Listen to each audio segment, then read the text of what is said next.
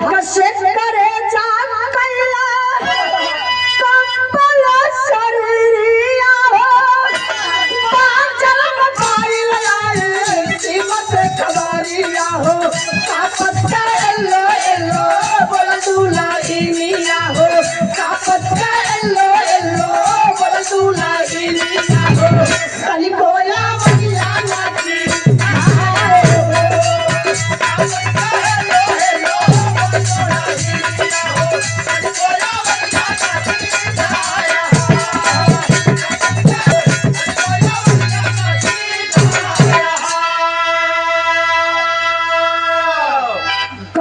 बाबू दुल्हनिया बेचारी स्नान कई के श्रृंगार करे बैठल है ऐसे बरवा चोटी कई के हथवा में सिंदूरवा कर डिबिया ऐसे खोलनी मंगिया में सिंदूर लगावे जाते हैं बाबू सबले अचानक शरीर अंदर से कांपल और सिंदूर का डिबिया वही जमीन पर गिरल सारा सिंदूर वही बिखर गया दुल्हन कलेजा पे हाथ रख ली कली दुनिया के मालिक हमरे सोनू के पापा के कुछ कहीं न हो जहाँ रहे सुरक्षित रहे ऐसा अचरवा से बाबू सेनुरा के बेचारी बटोरत न हो तबले तो सीमा से फोन आई गयल फोन के करबा नया नंबर बा दुल्हनिया समझ गई कई दिन हो गल बा सोनू का पापा फोन ना करत रहा फोन ना लगत रहा है हमके लगत बा कि नंबर चेंज करके फोन करत हुआ तो बेचारी फोन को रिसीव करती और पहला वर्ड बोलती है गीता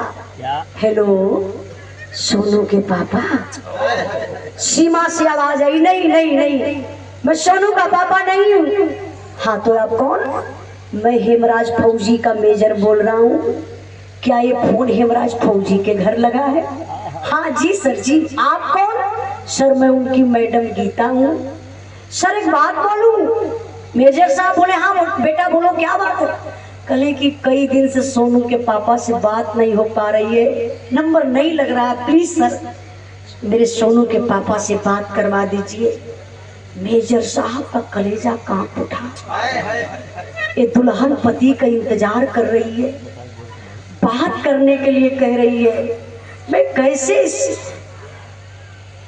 गम को इस बात को कैसे बताऊं कि तुम्हारा पति इस दुनिया में नहीं है शहीद हो गया हिम्मत अंदर से मेजर साहब की नहीं पड़ रही है सोच रहे हैं क्या करूं फिर बोलते हैं मेजर साहब बेटा गीता कोई और परिवार में है क्या जरा किसी और को फोन दीजिए गीता काली सर इस समय तो मैं ही हूँ बोलिए क्या बात है मेजर साहब बात घुमाए देने बाबू गीता के वही फोनवा पर बतावे शुरू कर अच्छा बतावत कैसे हुआ इहो गौरस का भाव बा कहना बा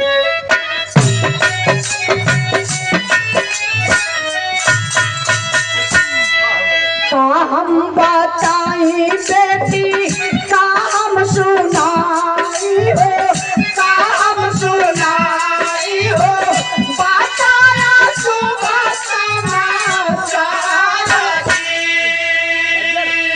बजर करे जा के सुनला खबरिया रे सुनला खबरिया हो लुटियार सुनिया तो हथवा से फोनवा छुट के गिरला जमीनिया पर गिरला जमीनिया पर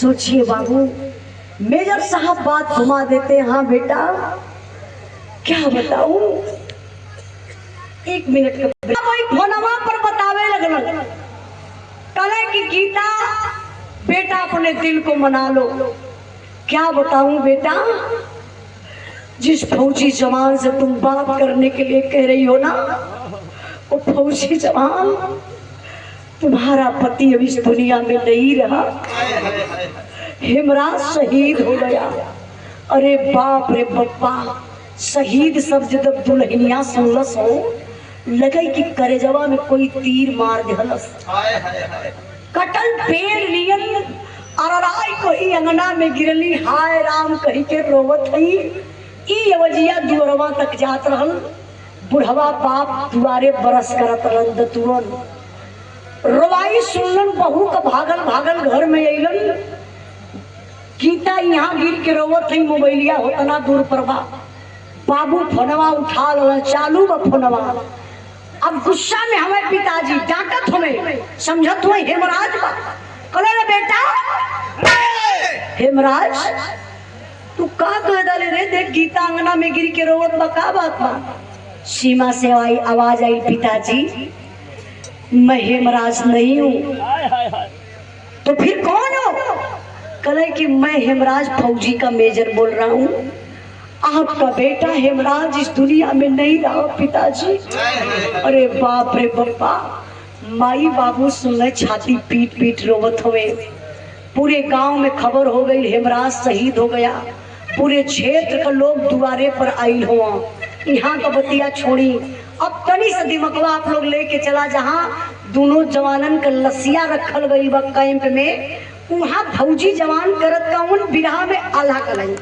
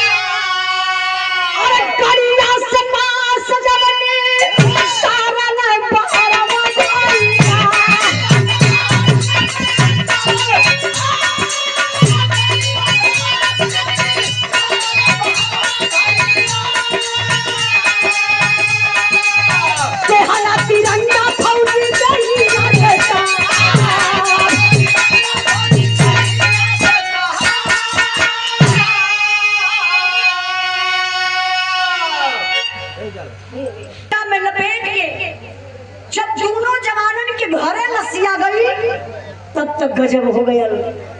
ताबूत खोलायल है बाबू। जब ताबूत खोलायल तो लसिया पहचाने में ना आवत बा। लाश पहचान में कैसे आई? इतना दूर से हई सर हईबे ना करे, चेहरा से लोगन के लोग पहचाने ला। अब हई लाश के खाली धड़ बा, पेट चिरल बा, पाँव कटल बा, पैर में गोली लगल बा। समझ में आवत ना बा कि लसिया के करबा। गीता पागल हो गई। लोगन से कहा लगले कि भैया मेरे साथ अन्याय हो रहा है, ए मेरे पति की लाश नहीं है, किसी और की लाश है। का भैया उन्होंने बैठे तो हरियन ध्यान गौर करे बाबू। गीता कलेजा पीट पीट के रोवत थई। कहत बड़ी का कहानी मास्टर?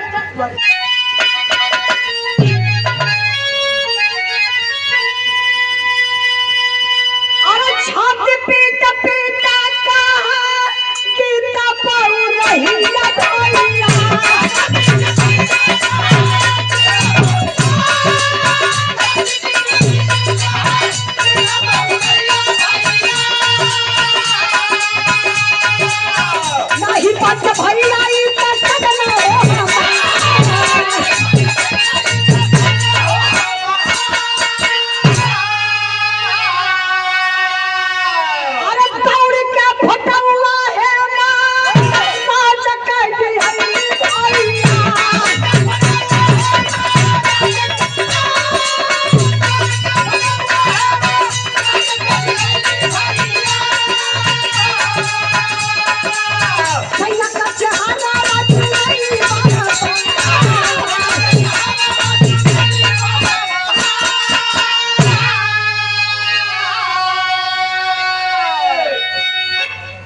ध्यान नहीं बाबू।